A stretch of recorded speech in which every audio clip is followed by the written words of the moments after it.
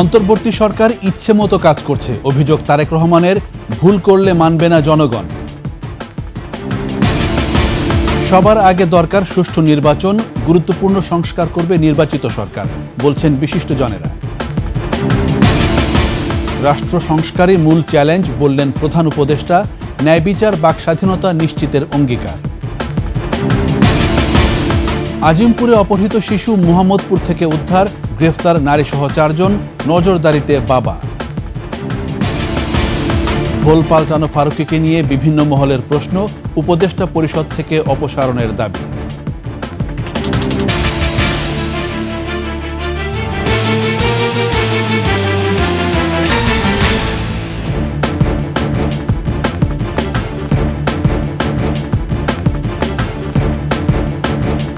শুনছিলেন সংবাদ শিরোনাম। আমন্ত্রণ সন্ধ্যার 21 সংবাদে, সাথে আছি আমি জাবের হোসেন। দর্শক, 21 টেলিভিশনের সংবাদ একই সাথে সরাসরি দেখতে পাবেন আমাদের ফেসবুক পেজ www.facebook.com/2124 অনলাইনে।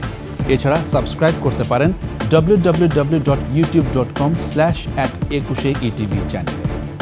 এছাড়া সংবাদে আরও থাকছে: গ্ল্যামার ওয়ার্ল্ড থেকে ব্যবসায়ী, তদবিরে পটীয়সী অভিনেত্রী শমী, ঘরে পড়তেন লোভাতুর মন্ত্রী আমলা ব্যবসায়ীরা।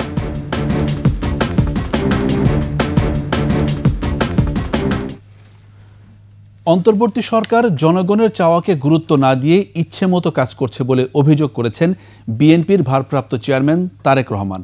জুলাই আগস্টে আহতদের চিকিৎসা সেবা নিশ্চিতে সরকার গুরুত্ব দিচ্ছে না বলেও অভিযোগ করেন তারেক রহমান। এদিকে সময় যত গড়াবে সমস্যা ততই বাড়বে বলে মন্তব্য করেছেন বিএনপি মহাসচিব মির্জা ফখরুল ইসলাম আলমগীর। আরও জানাচ্ছেন ওমর ফাহিম।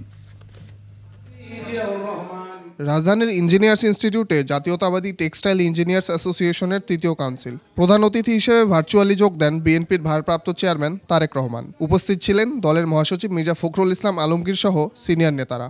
আমাদের মাঝে তারেক রহমান বলেন, রাষ্ট্র সংস্কার করতে অন্তর্বর্তী সরকার কোনো ভুল করলে দেশের মানুষ তা মেনে নেবে না। অন্তর্বর্তীকালীন সরকারের সকল কাজ হয়তো সবার কাছে সাফল্য বলে বিবেচিত হবে না, কিন্তু অন্তর্বর্তীকালীন সরকারের ব্যর্থতা কিন্তু আমাদের সকলের ব্যর্থতা। রাষ্ট্র মেরামতের কর্মযজ্ঞ সম্পাদন করতে গিয়ে অগ্রাধিকারের সেটিং যদি ভুল হয়, তাহলে কিন্তু জনগণের কাছে সরকারের অদক্ষতা হিসাবেই কিন্তু এটি বিবেচিত হবে। এই অন্তর্বর্তীকালীন সরকারের সাথে যদি জনগণ যা চাইছে, মিনিমাম যে জিনিসগুলো চাইছে, তারা যদি সেগুলোকে অ্যাড্রেস করার জন্য সচেষ্ট থাকে, তাহলে ষড়যন্ত্রকারীরা সুযোগটা পাবে না। অনেক অপ্রাপ্তি থাকার পরও বর্তমান সরকারের ওপর মানুষ আস্থা হারাতে চায় না। সরকারের সাথে জনগণের দূরত্ব তৈরি হলে ষড়যন্ত্রকারীরা বেশি সুযোগ পাবে বলেও মন্তব্য করেন তারেক রহমান। গণতন্ত্রকামী স্বাধীনতা প্রিয় মানুষের ব্যর্থতা এই সরকারকে ব্যর্থ করে দিতে পলাতক যে স্বৈরাচার, তার এবং তাদের দোসররা কিন্তু বসে নেই। সেটা দেশের ভেতরেই হোক বা দেশের বাইরেই হোক, প্রশাসনের ভিতরেই হোক বা বাইরে হোক, ওরা কিন্তু ওত পেতে আছে যে কিভাবে এই অন্তর্বর্তীকালীন সরকারকে ব্যর্থ করে দেওয়া যায়। এ সময় গণতান্ত্রিক রাষ্ট্র নির্মাণে প্রয়োজনীয় সংস্কারগুলো দ্রুত সম্পন্ন করার তাগিদ দেন দলের মহাসচিব মির্জা ফখরুল ইসলাম আলমগীর। বাংলাদেশের মানুষের মূল যে আকাঙ্ক্ষা, সে আকাঙ্ক্ষা হচ্ছে একটা গণতান্ত্রিক রাষ্ট্রে। সেই আকাঙ্ক্ষাটাকে বাস্তবায়িত করতে আমাদের যে সমস্ত সমস্যাগুলো সৃষ্টি হয়েছে সেগুলোকে দূর করতে হবে। মানুষের সকল দাবি অন্তর্বর্তী সরকারের পক্ষে পূরণ করা সম্ভব নয় বলেও মন্তব্য করেন তিনি। সমস্ত অন্যায়কে প্রতিরোধ করতে হবে। ওমর ফাহিম, 21 টেলিভিশন, ঢাকা। দেশে সবার আগে একটি সুষ্ঠু নির্বাচন প্রয়োজন বলে মত বিশিষ্টজনদের। নির্বাচিত সরকারি সংস্কার এবং জাতীয় গুরুত্বপূর্ণ বিষয়ে সমাধান দেবে বলে মত তাদের। তবে রাজনৈতিক একতার ভিত্তিতে সংবিধান সংস্কারের কাজ না করলে ব্যর্থতার আশঙ্কা উঠে আসে বিচারপতি, আইনজীবী ও বিশিষ্টজনদের বক্তব্যে। সংবিধানের খসড়া প্রস্তাবনার বিষয়ে প্রেস ক্লাবে আলোচনায় এসব মতামত দেন বক্তারা। বিস্তারিত শাকেরা আজুর রিপোর্টে। গত 5 আগস্ট গণ অভ্যুত্থানের মাধ্যমে আওয়ামী সরকারের পতনের পর থেকে রাষ্ট্র সংস্কারের দাবি তুলেছে বিভিন্ন রাজনৈতিক দল, সংগঠন ও নাগরিক সমাজের প্রতিনিধিরা। এরই প্রেক্ষিতে গঠন করা হয় সংবিধান সংস্কার কমিশন।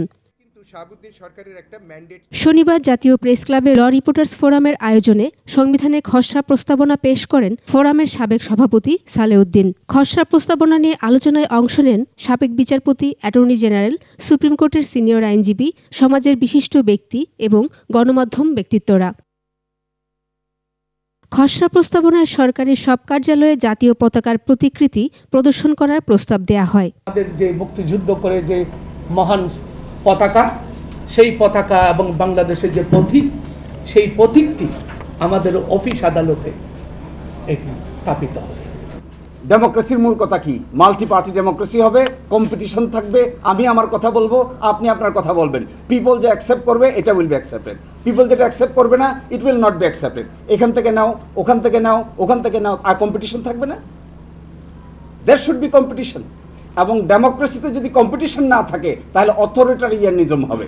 সংবিধান নিয়ে আলোচনায় বক্তারা দ্রুত নির্বাচন দেয়া এবং রাজনৈতিক দলগুলোর ঐক্যের উপর জোর দেন। আমাদের সংবিধানে সেকুলারিজম থাকবে কি থাকবে না, তো এই ধরনের সেন্সিটিভ ইস্যুস যখনই সামনে আসবে তখনই প্রত্যেকটা পয়েন্টে পক্ষে বিপক্ষে বিভিন্ন মতামত আসবে, and that will invite division. আমি ব্যক্তিগতভাবে মনে করি that we should become less ambitious at this juncture. Our ambition should be confined to undertaking such reform as is necessary to hold a free and fair election. যে প্রেক্ষাপট আজকে পরিবর্তন এসেছে, বিজ্ঞজনদের উচিত, আপনারা সাংবাদিকদের উচিত এই পরিবেশে আমাদের জনমত সৃষ্টি করা উচিত, বিজ্ঞজনদের বসা উচিত এবং এ বিষয়ে কার্যকর করা উচিত, যেটা আমরা চাচ্ছি। সংসদ গণপরিষদ না থাকায় নতুন করে সংবিধান পুনর্লিখন সম্ভব নয় বলে মত দেন বক্তারা। আমাদের গণপরিষদ নেই, সংসদ তো নেই, গণপরিষদ আসলে নেই, কিভাবে গঠন হবে আমার স্বল্প বুদ্ধিতে আমি বুঝতে পারছি না। কিন্তু যেটা আছে, রাস্তার ওই পারে আমাদের সুপ্রিম কোর্ট আছে এবং এই সুপ্রিম কোর্টে কিন্তু পঞ্চদশ সংশোধন নিয়ে শুনানি চলছে, ত্রয়োদশ সংশোধন নিয়ে শুনানি হওয়ার কথা, অন্যান্য বিষয়গুলো সেখানে উত্থাপন করা সম্ভব এবং সুপ্রিম কোর্টের মাধ্যমে আমরা কিছু দিক নির্দেশনা পাবো যেটার ভিত্তিতে আমরা এগিয়ে যেতে পারি। ওই সংবিধানের আন্ডারে আমাদের রাইটগুলি যথাযথভাবে পালিত হচ্ছিল না। ওই সংবিধানই একটা ফ্যাসিস্ট জন্ম দিয়েছে। এটার সুযোগেই তারা আমাদের সমস্ত অধিকারকে কেড়ে নিয়েছিল। সুতরাং যখনই এটা সাকসেসফুল হয়েছে, এর পরবর্তীতে এক্সিস্টিং শাসনতন্ত্রটা এটা অকেজ হয়ে গেছে এবং এটার আন্ডারে কোনো কিছুই চলছে না। আমরা তো বলছি না যে আপনারা সব কিছু ঠিক করে ফেলেন, কনস্টিটিউশনকে আপনারা লিখে ফেলেন, আমরা শুধু সাজেশন দিচ্ছি, সেই সাজেশন অনুযায়ী আপনারা এইসব কাজ করবেন। 5 বছর পর পর জনগণ তার স্বাধীন ক্ষমতা ভোটাধিকার প্রয়োগ করতে পারবে সেটি নিশ্চিত করার আহ্বান আসে আলোচনা থেকে। সংসদের নারী আসন সংখ্যা নিয়ে ভিন্নমত উঠে আসে আলোচনা থেকে। আপনারা এই সংবিধানের মাধ্যমে, সংস্কারের মাধ্যমে একটা জায়গা আপনারা নিশ্চিত করেন, 5 বছর পর পর জনগণ তার স্বাধীন সার্বভৌম ক্ষমতা যাতে প্রয়োগ করতে পারে, স্থানীয়ভাবে স্থানীয় সরকার ব্যবস্থায় জনগণ অংশগ্রহণের জন্য তার স্বাধীন সার্বভৌম ক্ষমতা যাতে প্রয়োগ করতে পারে। একটা ভয়ানক সংসদ নেই, এটার মাধ্যমে আমাদের সংসদকে চরমভাবে কুলুষিত করা হয়েছে। 450 সিট করতে পারলে ভালো হইতো, অন্তত 400টা সিট করে এটা 100টা সিট নারীদের জন্য সংরক্ষিত করে এবং ঘূর্ণায়মান পদ্ধতিতে সরাসরি নির্বাচনের মাধ্যমে আমরা নারীদেরকে ক্ষমতায়নের একটা সুযোগ করে দেওয়া আমার মনে হয় গুরুত্বপূর্ণ। জনগণের ভোটাধিকার নিশ্চিত করতে পারলেই সংবিধান থেকে শুরু করে সব সমস্যার সমাধান হবে বলে মত তাদের। শাকেরা আরজু, একুশে টেলিভিশন, ঢাকা। সামাজিক ন্যায় বিচার ও রাষ্ট্র সংস্কারই সরকারের মূল চ্যালেঞ্জ বলে জানিয়েছেন প্রধান উপদেষ্টা অধ্যাপক মোহাম্মদ ইউনূস। সুফল পেতে সবাইকে ধৈর্য ধরার আহ্বান জানিয়ে বে অফ বেঙ্গল কনভারসেশনে ডক্টর ইউনূস বলেন, আগামীর বাংলাদেশ হবে মানবাধিকার ও বাক স্বাধীনতার। আকবর হোসেন সুমনের রিপোর্টে বিস্তারিত। ঢাকায় শুরু হলো গণমাধ্যমের স্বাধীনতা ও অপতথ্য, জলবায়ু পরিবর্তন, বাণিজ্য, ভূ রাজনীতি এবং মানবাধিকার বিষয়ক তৃতীয় আন্তর্জাতিক সম্মেলন বে of Bengal. Centre for governance studies CGS এর আয়োজনে এতে অংশ নিয়েছেন বিশ্বের 80 দেশের সহস্রাধিক প্রতিনিধি। উদ্বোধনী অনুষ্ঠানে ছাত্র জনতার অভ্যুত্থান পরবর্তী বাংলাদেশ তুলে ধরেন প্রধান উপদেষ্টা doctor Mohammad Yunus. Is the work of millions of voices of the entire nation, voices that have demanded change, voices that continue to push us all to build a future based on human rights, freedom of speech, justice and inclusion. তরুণদের নিয়ে বৈষম্যহীন ও সমৃদ্ধ রাষ্ট্র গড়ে তোলার স্বপ্নের কথাও জানান প্রধান উপদেষ্টা। We live in times marked by challenges and complexities. Whether it is economic disparity, social injustice, or the threat of climate change, we face issues that are overwhelming. And yet, in Bangladesh, we know something about resilience, about facing adversities and creating opportunities from them. 3 দিনের এই আন্তর্জাতিক সম্মেলন চলবে 18 November পর্যন্ত। Akbar Hossain Suman, 21 television, Dhaka. রাজধানীর আজিমপুরে অপহরণ করা শিশু জাইফাকে মোহাম্মদপুর থেকে উদ্ধার করেছে র্যাব। গ্রেফতার করা হয়েছে এক নারীসহ 4 জনকে। মুক্তিপণ আদায়ের জন্যই শিশুটিকে অপহরণ করা হয়। এই ঘটনায় শিশুটির বাবাকে নজরদারিতে রাখা হয়েছে। এছাড়া বগুড়ার দুপচাঁচিয়ার আলোচিত উম্মে সালমা হত্যা তদন্তের বিষয়টি আরও খতিয়ে দেখা হচ্ছে বলে জানিয়েছে র্যাব। মাহতাব মিনহাজের রিপোর্ট। শুক্রবার রাজধানীর আজিমপুরে মেডিকেল স্টাফ কোয়ার্টারের একটি বাসায় ঢুকে প্রায় 1.5 লাখ টাকা ও 4 ভরি স্বর্ণালংকার নিয়ে যায় ডাকাতরা।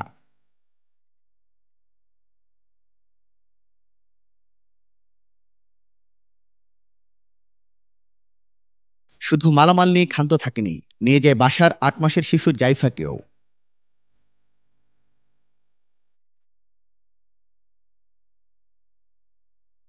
ঘটনাটি সামাজিক যোগাযোগ মাধ্যমে ব্যাপক চাঞ্চল্যের সৃষ্টি করলে তাকে উদ্ধারে মাঠে নামে আইনশৃঙ্খলা রক্ষাকারী বাহিনী। এরই ধারাবাহিকতায় জাইফাকে রাজধানীর মোহাম্মদপুর এলাকা থেকে উদ্ধার করেছে র্যাব। 16 নভেম্বর রাত 1টা 30-এ আদাবরের নবীনগর হাউজিংয়ের একটি বাসা থেকে অপহৃত শিশুকে উদ্ধার করতে সক্ষম হয়েছে। অপহরণ করে তার কাছ থেকে মুক্তবান হিসেবে টাকা আদায় করে তাদের উদ্দেশ্য ছিল। প্রাথমিক জিজ্ঞাসাবাদে অভিযুক্তরা ঘটনার সাথে নিজেদের সম্পৃক্ততার কথা স্বীকার করেছে বলে জানানো হয়। অপহরণকারী চক্রের যে নারী সদস্য, তার দেওয়া তথ্য মতে তাদের নাম হচ্ছে সুমন, রায়হান এবং হাসান।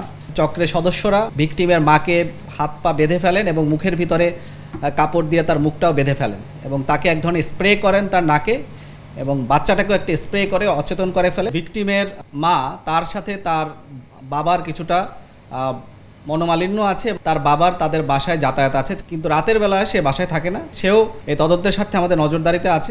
সংবাদ সম্মেলনে সাংবাদিকদের প্রশ্নোত্তর পর্বে উঠে আসে বগুড়ার দুপচাঁচিয়ার আলোচিত উম্মে সালমা হত্যা তদন্তের বিষয়টি। তখন এই কর্মকর্তা জানান, র্যাব এবং পুলিশের 2 রকম তদন্ত প্রতিবেদনের বিষয়টি আরও খতিয়ে দেখা হবে। র্যাবের এই তদন্তে যদি কোনো গাফিলতি থাকে এবং কোনো ধরনের যদি আমাদের তথ্যগত বা প্রক্রিয়াগত কোনো ধরনের ভুল থাকে এবং এই প্রক্রিয়ার সাথে যদি কেউ দায়ী হয়, আমরা অবশ্যই এটাকে খতিয়ে দেখব। সঠিক তদন্তের স্বার্থে প্রয়োজনে পুলিশকে সহায়তার কথা জানান তিনি। যদি আমাদের কোনো সহায়তার দরকার হয়, আমরা অবশ্যই সহায়তা করব। মাহতাব মিনহাজ, 21 টেলিভিশন, ঢাকা। জুলাই আগস্টের সামগ্রিক অভ্যুত্থানকে যারা ধারণ করে তাদের দিয়েই অন্তর্বর্তী সরকার পরিচালিত হওয়া দরকার বলে মন্তব্য করেছেন জুলাই শহীদ স্মৃতি ফাউন্ডেশনের সাধারণ সম্পাদক সার্জিস আলম।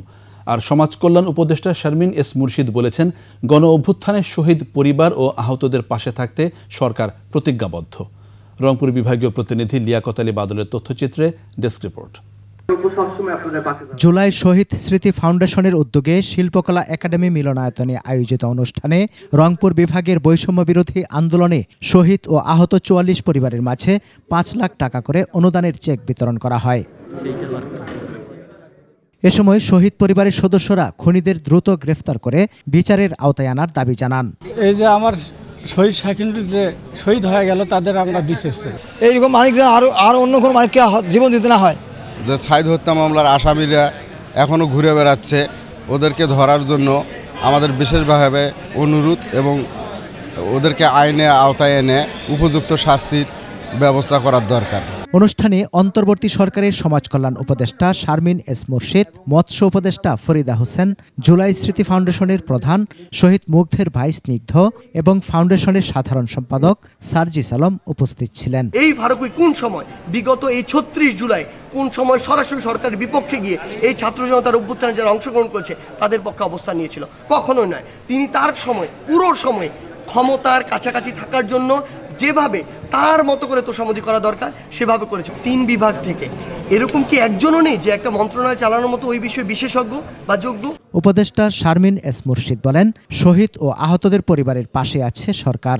এই জায়গাটাতে যা দেখে গেলাম, সেই জায়গাটা থেকে যারা খুবই কঠিন অবস্থায় আছে তাদেরকে ইমিডিয়েটলি এই 1 সপ্তাহের ভেতরে আমাকে যত তাড়াতাড়ি দেবে আমি 3 দিনের মধ্যে তাদেরকে সাহায্য পাঠাতে পারব। বক্তারা বলেন, যাদের আত্মত্যাগের বিনিময়ে দ্বিতীয় স্বাধীনতা অর্জিত হয়েছে তাদের ঋণ শোধ করার সাধ্য কারণেই।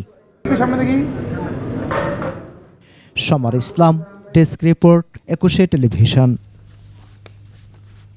16 বছর ধরে আওয়ামী লীগ সরকারের সুবিধা ভোগ করেছেন। তবে হাসিনা পতনের কিছুদিন আগে ভোল পাল্টান নির্মাতা মুস্তফা সরোয়ার ফারুকী।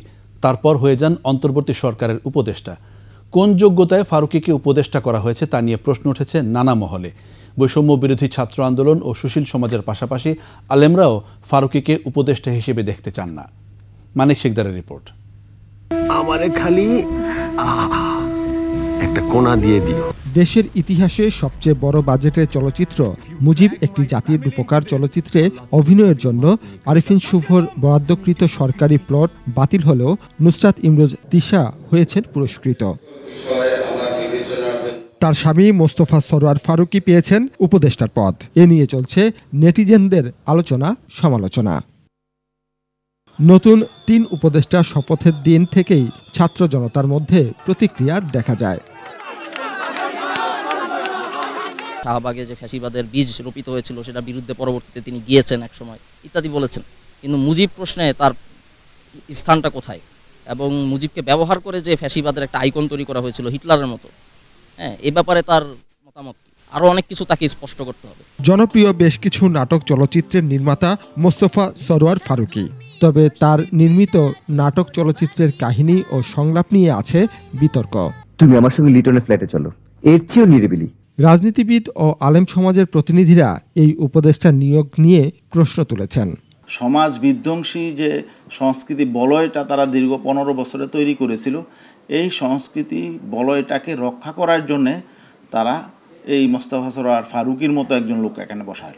কোটা না মেধা এই স্লোগানে আন্দোলনের সাফল্য এলেও মোস্তফা সরোয়ার ফারুকীকে বিশেষ কোটায় নিয়োগ দেওয়া হয়েছে বলে মনে করছেন আলেমরা।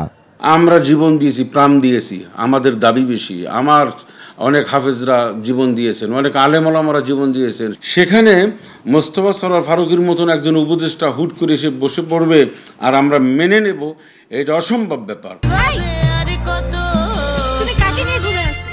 ফেসিবাদের সুবিধা নিয়ে নাটক চলচ্চিত্রে ইসলাম বিরোধী বিজাতীয় সংস্কৃতির অনুপ্রবেশ ঘটিয়েছেন এমন ব্যক্তি উপদেষ্টা হলে জাতি আরো সংকটে পড়বে বলে মনে করেন ইসলামী চিন্তাবিদরা। সমকামিতা, পরকীয়া এবং সমাজ বিধ্বংসী, আমাদের মূল্যবোধ বিধ্বংসী যে সংস্কৃতি আছে, এটা যাতে আমাদের সমাজে প্রকাশ করতে না পারে, আমরা সুনির্দিষ্টভাবে এই বিষয়ে কথা বলেছিলাম, কিন্তু দেখা গেল ঠিক ওইরকম একটা উদ্যোগই তারা গ্রহণ করলো। অবিলম্বে ফারুকীর পদত্যাগ দাবি করেছেন তারা। সর্বজনীন সিদ্ধান্তের মাধ্যমে উপদেষ্টা নিয়োগ করতে হবে, অন্যথায় আমরা আবারও রাস্তায় নামতে বাধ্য হব। মানিক শিকদার, 21 টেলিভিশন, ঢাকা। শমী কায়সারের আবদার ফেলতে পারতেন না লোভাতুর মন্ত্রী, আমলা ও ব্যবসায়ীরা। এই সুযোগটি কাজে লাগিয়েছেন তিনি। সচিবালয়ের তদবিরে দারুণ পটিয়সী ছিলেন শমী কায়সার। হাসিনা সরকারের ঘনিষ্ঠ ব্যবসায়ীদের ঘোরের মধ্যে ফেলতেও তিনি ছিলেন পারদর্শী। আর এসব করেই ব্যবসায়ীদের শীর্ষ সংগঠন এফবিসিসিআইয়ের পরিচালক ও ই কমার্স অ্যাসোসিয়েশনের প্রেসিডেন্টের পদও বাগিয়ে নিতে সক্ষম হন গ্ল্যামার জগৎ থেকে ব্যবসায়ী বনে যাওয়া শমী কায়সার। আরও দেখুন সঞ্জয় অধিকারের রিপোর্টে। হাসিনা সরকারের আমলে সচিবালয়কে নিজের বাসার মতো মনে করতেন এক সময়ের ছোট পর্দার জনপ্রিয় অভিনেত্রী শমী কায়সার। আমরা সবাই শেখ হাসিনার নেতৃত্বে বাংলাদেশের পক্ষে। তদবিরের জন্য ঘুরে বেড়াতেন মন্ত্রণালয় থেকে মন্ত্রণালয়ে, কখনো নিজের জন্য, আবার কখনো অন্যের হয়ে মন্ত্রী আমলাদের কাছে যেতেন নানা আবদার নিয়ে। এক সময়ের এই গ্ল্যামার গার্লের আবদার ফেলতে পারেননি লোভাতুর অনেক আমলা। হাসিনা সরকারের একাধিক প্রভাবশালী মন্ত্রী ও নেতার সাথেও সুসম্পর্ক ছিল শমী কায়সারের। এসব ব্যবহার করেই কামান বিপুল অর্থ। এখনো শেখ হাসিনার দোসররা আমাদের দেশে চড়ে বেড়াচ্ছে। শেখ হাসিনার দোসর শমী কায়সার। কাঁচা পয়সার গরমে শমী আরও বেপরোয়া হয়ে ওঠেন। প্রভাব খাটিয়ে দখল করেন ই কমার্স উদ্যোক্তাদের সংগঠন ইক্যাব। একইভাবে ব্যবসায়ীদের শীর্ষ সংগঠন FBCCI এর পরিচালক পদও পেয়ে যান তিনি। বঙ্গবন্ধু ইনোভেশন গ্রান্ট বিগে সর্বশ্রেষ্ঠ স্টার্টআপকে দেয়া হবে 1 কোটি টাকা অনুদান। এছাড়া শাহজালাল আন্তর্জাতিক বিমানবন্দর থেকেও শমিকালচার কামিয়েছেন অন্তত 100 কোটি টাকা। প্রতিযোগিতামূলক দরপত্র ছাড়াই সেখানকার ধানসিঁড়ি নামে লাউঞ্জটি শমিকালচার ইজারা নেন। তবে সেটি তিনি নিজে পরিচালনা না করে সিটি ব্যাংককে ভাড়া দিয়ে মাসে 2 কোটি টাকা আয় করেছেন, যদিও এখনও তিনি ইজারার প্রায় 80 লাখ টাকা বকেয়া রেখেছেন। শমিকালচারের বিরুদ্ধে ওঠা অভিযোগ খতিয়ে দেখতে 2022 সালে বিমান মন্ত্রণালয়কে চিঠি দেয় দুদক। এই চিঠি পাওয়ার পর বিমান মন্ত্রণালয় বেবিচককে তদন্ত করে ব্যবস্থা নেওয়া ও প্রতিবেদন পাঠানোর নির্দেশনা দেয়, কিন্তু আজ অবধি সেই প্রতিবেদন মন্ত্রণালয়ে পাঠানো হয়নি। এসব বিষয়ে জানতে শমিকালচারের ধানসিঁড়ি কমিউনিকেশনসের অফিসে গিয়েও দায়িত্বশীল কাউকে পাওয়া যায়নি। আজকে আসছিল কাজ করতেছে, আর আমাদের পার্মানেন্ট লোকটা শুক্রশনি বন্ধ থাকে। অন্য সময় কি আসতেছে না। আওয়ামী লীগ সরকারের পতনের পর সম্প্রতি এক ব্যবসায়ীকে হত্যাচেষ্টার মামলায় গ্রেপ্তার হন অভিনেত্রী থেকে ব্যবসায়ী হয়ে ওঠা শমিকালচার। সঞ্জয় অধিকারী, 21 টেলিভিশন, ঢাকা। নিচ্ছি সংবাদ বিরতি। যখন ফিরছি তখন অন্যান্য খবরের সঙ্গে আরও থাকবে। সম্ভাবনা থাকলেও মানহীন পণ্যে হুমকির মুখে প্রসাধনী শিল্প, ভোক্তারা আক্রান্ত নানা রোগে। মেয়ের জন্য আবার আমন্ত্রণ সন্ধ্যার 21 সংবাদে। অন্তর্বর্তী সরকারের প্রধান উপদেষ্টা ডক্টর মোহাম্মদ ইউনূসের সাথে যৌথভাবে প্রকল্প চালু করেছেন খ্রিস্টান ক্যাথলিকদের সর্বোচ্চ নেতা পোপ ফ্রান্সিস। ইটালির রোমে মানবতার জন্য একটি রূপান্তর ও অন্তর্ভুক্তিমূলক ভবিষ্যতের প্রয়াসে পোপ ফ্রান্সিস ইউনূস 30 ক্লাব নামের প্ল্যাটফর্মটি চালু করে ভ্যাটিকান সিটি। প্রধান উপদেষ্টার প্রেস উইং থেকে আরও জানানো হয়, 30 ক্লাবটি রোমের প্রান্তিক জনগোষ্ঠীর যুবকদের জন্য আশার বাতিঘর হিসেবে দাঁড়িয়েছে।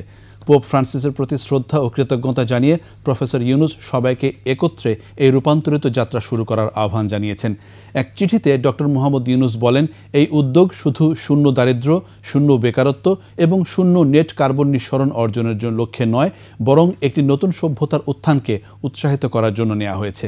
সর্বশেষ হিসাব অনুযায়ী বিশ্বজুড়ে অন্তত 4600টি 30 ক্লাব রয়েছে, যার সবগুলোই প্রফেসর ইউনূসের নতুন সভ্যতার স্বপ্নে অনুপ্রাণিত।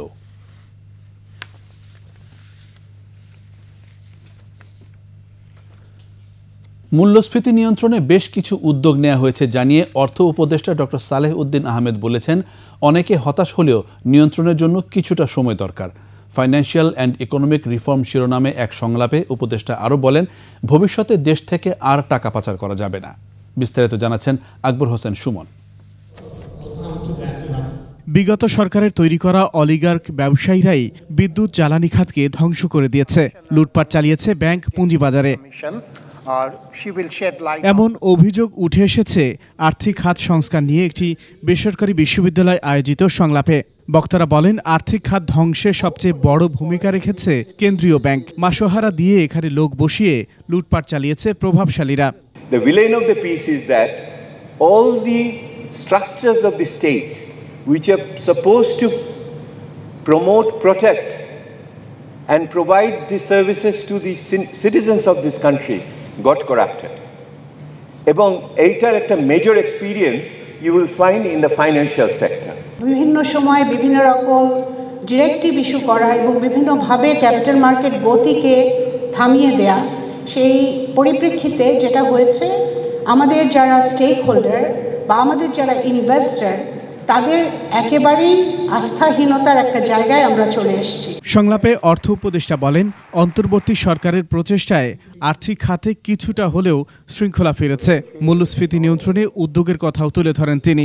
প্রথমে আমাদের commitment all loan will be paid, নাহলে ওরা কেন টাকা দেবে। আমি IMF থেকে আমরা 3 বিলিয়ন চেয়েছি, ওয়ার্ল্ড ব্যাংক থেকে একবার সর্বশেষ করলে 6-7 বিলিয়ন চেয়ে, ওরা they have a very positive attitude. গেল 1.5 দশকে সরকারি প্রতিষ্ঠানগুলো ধ্বংস করে ফেলা হয়েছে। এসব সংস্কার বেশ কঠিন। অর্থনৈতিক স্থিতিশীলতা ছাড়া বিদেশি বিনিয়োগ আসবে না বলেও মনে করেন অর্থ উপদেষ্টা। ফাইন্যান্সিয়াল স্ট্যাবিলিটি এটা দরকার, না হলে বাইরে থেকে টাকা পয়সা আসবে না।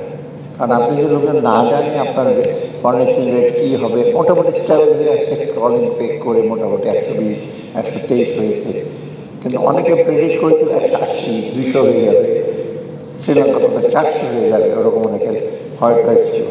আশা করি সেই এটা আমাদের মধ্যে নেই। আগামীতে রাজস্বের ক্ষেত্রে নীতি নির্ধারণ এবং আদায় আলাদা করে ফেলা হবে বলেও জানান অর্থ উপদেষ্টা। আকবর হোসেন সুমন, 21 টেলিভিশন, ঢাকা। শুধুমাত্র আগামী নির্বাচনের জন্য নয়, দীর্ঘমেয়াদী পরিকল্পনায় নির্বাচন ব্যবস্থা সংস্কার করা হবে বলে জানিয়েছেন কমিশনের প্রধান বদিউল আলম মজুমদার। অতীতের নির্বাচনগুলোতে গোয়েন্দা সংস্থার হস্তক্ষেপ গুরুতর অপরাধ উল্লেখ করে এর বিচার হওয়া উচিত বলে মন্তব্য করেন তিনি। শিউলি শবনমের প্রতিবেদন। আগারগাঁও নির্বাচন ভবনে সাংবাদিকদের সাথে নির্বাচন ব্যবস্থা সংস্কার কমিশনের মতবিনিময় সভা। এ সময় অবাধে ভোট কেন্দ্রে প্রবেশ সহ স্বাধীনভাবে কাজের পরিবেশ নিশ্চিত করা, কমিশনকে শক্তিশালী ও নিরপেক্ষ করা সহ বিভিন্ন প্রস্তাবনা তুলে ধরেন গণমাধ্যম কর্মীরা।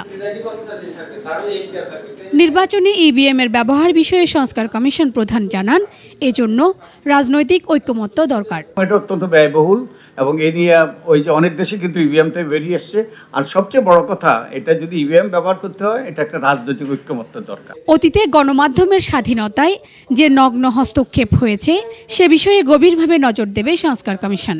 চেষ্টা করছি যাতে আমরা একগুচ্ছ প্রস্তাব উত্থাপন করতে পারি যার মাধ্যমে আমাদের রাজনৈতিক অঙ্গনটা যে মানুষের কল্যাণমুখী হয় এবং আমাদের নির্বাচন ব্যবস্থাটা শক্ত ভিত্তির উপর দাঁড়ায়। নির্বাচন ব্যবস্থা সংস্কারে কেন সব দলের মতামত নেওয়া হচ্ছে না, এমন প্রশ্নের উত্তরে সরকারকে জিজ্ঞেস করার কথা বলেন কমিশন প্রধান। এই বিষয়টা আপনারা সরকারকে জিজ্ঞেস করেন, এটাই অনুরোধ করব। কমিশনগুলো গঠন করেছে, সরকার একটা কার্যপরিধি নির্ধারণ করে দিয়েছে, আমাদের করণীয় নির্ধারণ করে দিয়েছে, প্রজ্ঞাপন জারি করেছে। তো অবশ্যই সরকারের অভিপ্রায় অত্যন্ত গুরুত্বপূর্ণ। তবে জুলাই অভ্যুত্থানে শহীদদের রক্তের সাথে যাতে বেইমানি না হয় সেদিকে খেয়াল রাখা হবে বলেও জানান তিনি। আমরা সব মতপথের ব্যক্তিদের মতামত নেওয়ার চেষ্টা করি। শিউলি শবনম, 21 টেলিভিশন, ঢাকা। মৌলিক কয়েকটি সংস্কার করে অন্তর্বর্তী সরকারকে সুষ্ঠু নির্বাচন দিয়ে নির্বাচিত সরকারের কাছে ক্ষমতা হস্তান্তরের আহ্বান জানিয়েছেন জামায়াতে ইসলামীর সেক্রেটারি জেনারেল অধ্যাপক মিয়া গোলাম পরওয়ার। খুলনার ডুমুরিয়া উপজেলা জামায়াতের কর্মী সম্মেলনে গোলাম পরওয়ার আরও বলেন, শেখ হাসিনাকে এদেশের মানুষ কখনো ক্ষমা করবে না। 40,000 ছাত্র জনতা আহত, ক্ষতবিক্ষত, পঙ্গু, চোখ নেই, হাত নেই, পা নেই, মগজ ছুটে গেছে। 3 মাস আগে গুলিবিদ্ধ আব্দুল্লাহ গত পরশুদিন ইন্তেকাল করে, তার জানাজায় ছাত্র জনতা অশ্রুসিক্ত হয়েছে।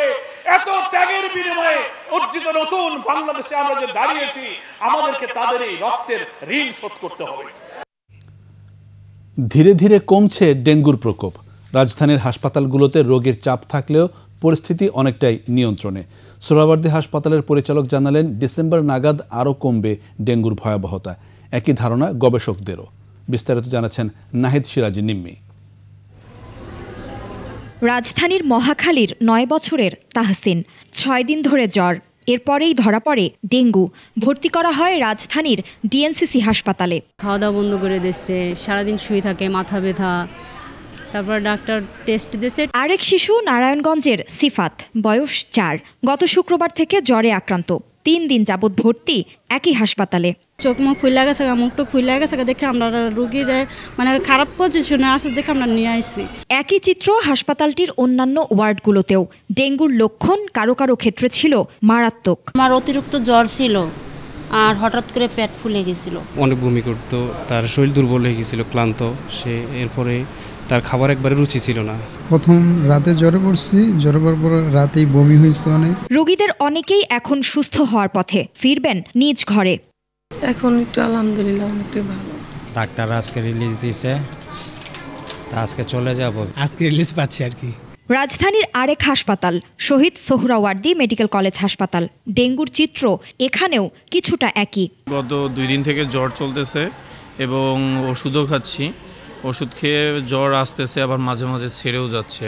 জ্বরের মাত্রা 104, চা, কিন্তু গায়ে ব্যথা, কোথাও মানে বসে থাকার মতো অবস্থা আমার নেই। সোহরাওয়ার্দী হাসপাতালের পরিচালক জানালেন, ডেঙ্গু রোগীর সংখ্যা কমে আসছে। ডেঙ্গু পরিস্থিতির ধীরে ধীরে উন্নতি হচ্ছে, যদিও আমরা এই সময় যেরূপ উন্নতি চেয়েছিলাম ওই মাত্র উন্নতি হয়নি, তবে ধীরে ধীরে উন্নতি হয়েছে। রোগীর পরিমাণ আস্তে আস্তে কমতে শুরু করেছে। ডিসেম্বরের মাঝামাঝির মধ্যে আমরা ডেঙ্গু জিরো ব্যালেন্সে চলে আসবো ইনশাল্লাহ। আগামী মাসের দ্বিতীয় সপ্তাহের মধ্যে কমে আসবে ডেঙ্গুর প্রকোপ, জানালেন এই কীটতত্ত্ববিদ। গত দুদিন ধরে আমরা এডিস মশার ঘনত্ব কিছুটা কম পাচ্ছি। আশা করছি ডিসেম্বরের শুরুর দিকে ডেঙ্গু রোগী এবং এডিস মশা দুটি কমে আসবে, কারণ বৃষ্টিপাত না থাকার কারণে সেটি কিছু কিছু নির্দিষ্ট জায়গায় সীমাবদ্ধ হবে। গত বছর ডেঙ্গুতে আক্রান্ত হন 3,21,179 জন, এর মধ্যে মারা গেছেন 1,705 জন। নাহিদ সিরাজি নিম্মি, 21 টেলিভিশন, ঢাকা। বিপুল সম্ভাবনা থাকলেও নকল মানহীন পণ্যের কারণে হুমকির মুখে দেশের প্রসাধনী শিল্প। এসব ভেজাল পণ্যের কারণে ভোক্তারা আক্রান্ত হচ্ছেন নানা রোগে। বিএসটিআই গেল 2 বছরে অন্তত 19টি কোম্পানির মানহীন পণ্য বিক্রি বন্ধ করেছে। নিয়মিত অভিযান চালাচ্ছে ভোক্তা অধিকার সংরক্ষণ অধিদপ্তরও। বিশেষজ্ঞরা বলছেন, কেবল অভিযান নয়, ভেজাল নকল পণ্য বন্ধে সচেতনতা বাড়াতে হবে ভোক্তা পর্যায়ে। তৌহিদুর রহমানের 2 পর্বের ধারাবাহিক প্রতিবেদনের আজ দেখুন শেষ পর্ব। সম্ভাবনাময় শিল্প হিসেবে এগিয়ে যাচ্ছে প্রসাধনী সামগ্রীর বাজার। মেয়েদের পাশাপাশি ছেলেদের ক্ষেত্রেও বাড়ছে প্রসাধনী সামগ্রীর ব্যবহার। চাহিদা বাড়ায় দেশের নামী কয়েকটি কোম্পানির পাশাপাশি আন্তর্জাতিক মানের নতুন কারখানাও গড়ে উঠেছে।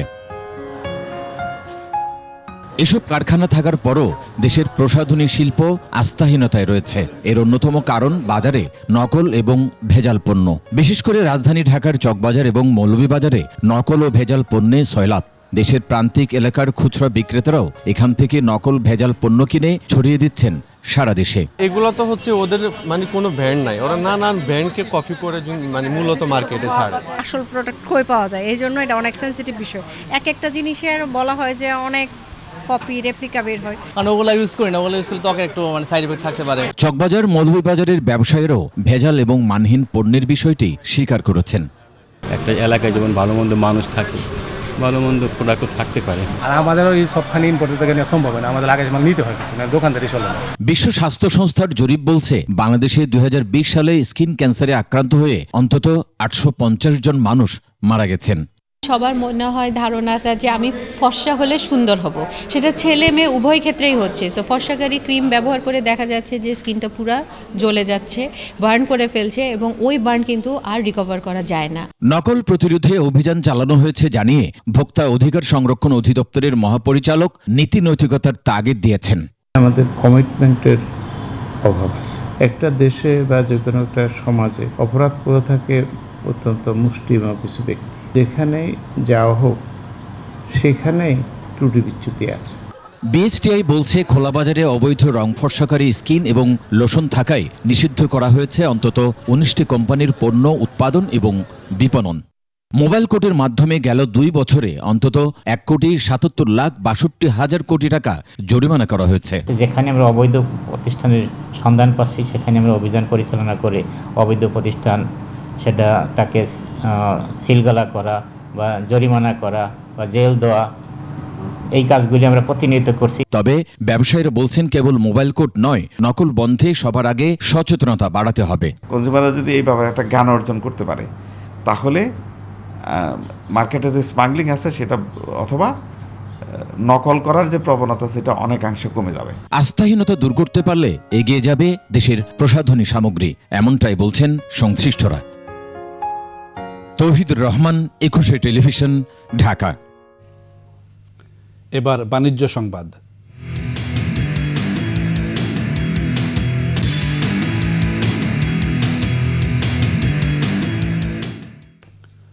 শিক্ষার্থীদের বুদ্ধিমত্তা এবং সৃজনশীল চিন্তাশক্তি বিকাশে সহায়ক প্রতিযোগিতা হরলিক্স ব্রেইন গেমস অলিম্পিয়াডের গ্র্যান্ড ফিনালেতে বিজয়ীদের হাতে 3 লাখ টাকার বৃত্তি তুলে দেওয়া হয়। সারা দেশ থেকে 22,000-এর বেশি ষষ্ঠ ও অষ্টম শ্রেণীর শিক্ষার্থীরা এই প্রতিযোগিতায় অংশ নেয়, যেখান থেকে বিভিন্ন ধাপ পেরিয়ে 100 জন গ্র্যান্ড ফিনালেতে অংশ নেওয়ার সুযোগ পায়। অনুষ্ঠানে ইউনিলিভার কনজিউমার কেয়ারের মার্কেটিং ডিরেক্টর চৌধুরী হাসান মাজহার বলেন, 1966 সাল থেকে হরলিক্স প্রজন্মকে সুস্থ ও বুদ্ধিমানভাবে বেড়ে উঠতে সহায়তা করছে।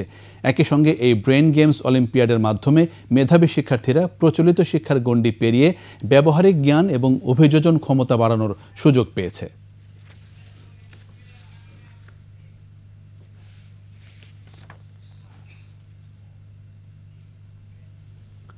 আবারও সংবাদ বিরতি।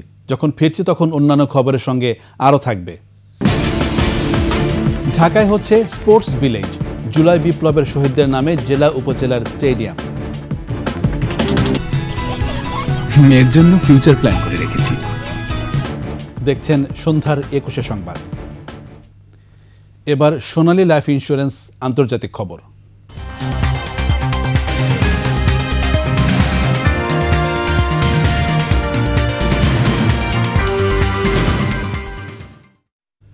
যুক্তরাষ্ট্রে হোয়াইট হাউসের সর্বকনিষ্ঠ প্রেস সেক্রেটারি হিসেবে 27 বছর বয়সী ক্যারোলিন লেভিটকে বেছে নিয়েছেন নবনির্বাচিত প্রেসিডেন্ট ডোনাল্ড ট্রাম্প। বিবৃতিতে ট্রাম্প জানান, লেভিট আমেরিকান জনগণের কাছে সঠিক বার্তা পৌঁছে দিতে সহায়তা করবেন। এর আগে 2016 সালে ট্রাম্প প্রশাসনের প্রথম মেয়াদেও হোয়াইট হাউসের প্রেস অফিসে দায়িত্ব পালন করেন লেভিট। 2024 সালের নির্বাচনে ট্রাম্পের প্রচার শিবিরের প্রেস সেক্রেটারি হিসেবে কাজ করেন ক্যারোলিন লেভিট। এদিকে ট্রাম্পের মন্ত্রিসভার সদস্য বাছাই নিয়ে হতাশা ও উদ্বেগ প্রকাশ করেছেন যুক্তরাষ্ট্রের মুসলিম নেতারা। পররাষ্ট্রমন্ত্রী পদে নিয়োগ পাওয়া রিপাবলিকান সিনেটর মার্কো রুবিওকে ইসরায়েলের কট্টর সমর্থক বলে বিবেচিত করা হচ্ছে। এছাড়া মন্ত্রিসভার বেশ কিছু মনোনীত সদস্যের বিরুদ্ধে রয়েছে বিতর্ক ও অসদাচরণের অভিযোগ। অন্যদিকে ইউক্রেনের প্রেসিডেন্ট জেলেনস্কি জানিয়েছেন, ট্রাম্প দায়িত্ব নেওয়ার পর দ্রুত ইউক্রেন রাশিয়া যুদ্ধের অবসান হবে। Saying she had a scheduling conflict related to her memoir and would not attend. I just want to thank everybody. খেলার খবর।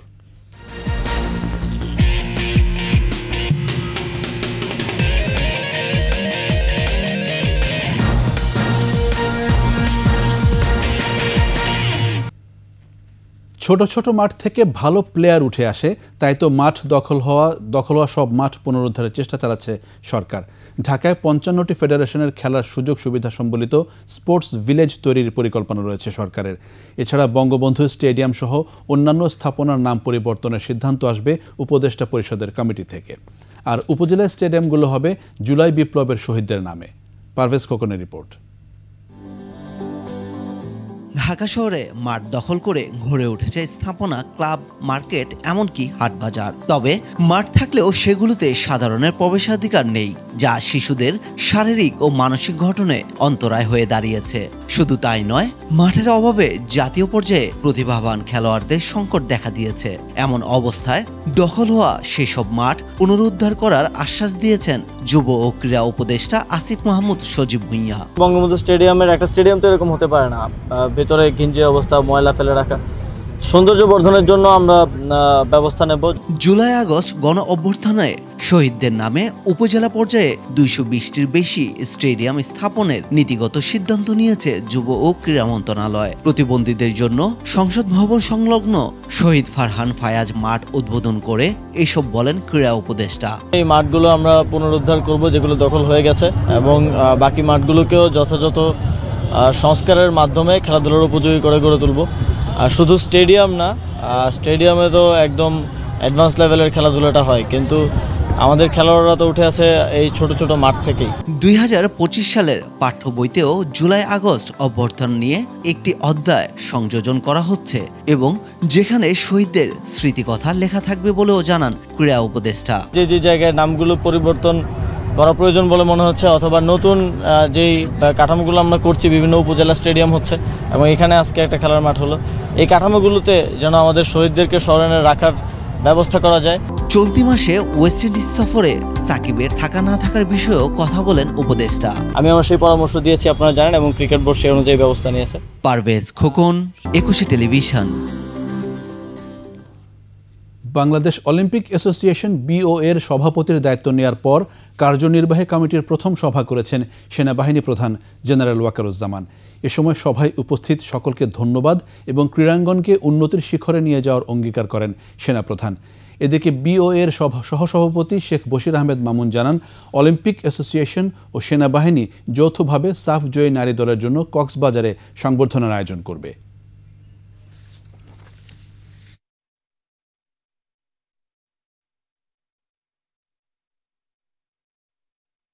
শেষ করছি সন্ধ্যার 21 সংবাদ। যাবার আগে সংবাদ শিরোনামগুলো আরও একবার। অন্তর্বর্তী সরকার ইচ্ছেমতো কাজ করছে, অভিযোগ তারেক রহমানের, ভুল করলে জনগণ মেনে নেবে না। সবার আগে দরকার সুষ্ঠু নির্বাচন, গুরুত্বপূর্ণ সংস্কার করবে নির্বাচিত সরকার, বলছেন বিশিষ্টজনেরা। রাষ্ট্র সংস্কারই মূল চ্যালেঞ্জ, বললেন প্রধান উপদেষ্টা, ন্যায় বিচার, বাক স্বাধীনতা নিশ্চিতের অঙ্গীকার। আজিমপুরে অপহৃত শিশু মোহাম্মদপুর থেকে উদ্ধার, গ্রেফতার নারীসহ 4 জন, নজরদারিতে বাবা। ভোল পাল্টানো ফারুকীকে নিয়ে বিভিন্ন মহলের প্রশ্ন, উপদেষ্টা পরিষদ থেকে অপসারণের দাবি।